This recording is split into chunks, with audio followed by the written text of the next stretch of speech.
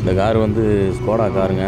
இதில் வந்து engine check லைட்டும் அதை ஹீட்ரு சுருள் லைட்டு எரிஞ்சுக்கிருந்துச்சிங்க.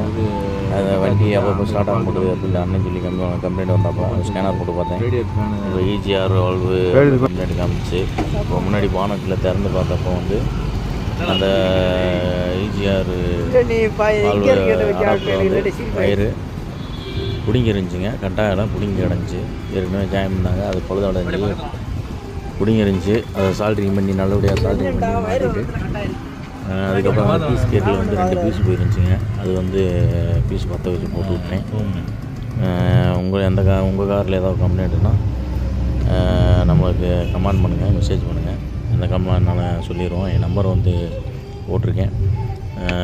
வீடியோ பார்த்து முடிச்சுட்டு அதை என் ஐடியா சப்ஸ்கிரைப் பண்ணுங்கள், கமெண்ட் பண்ணுங்கள், ஷேர் பண்ணுங்கள். லாஸ்ட்டில் அந்த காலிங் பெல் பட்டனையும் அமைக்கி விட்ருங்க. ரொம்ப நன்றி. உசிலம்பட்டி 1000 வாங்க பார்த்துக்கலாம்.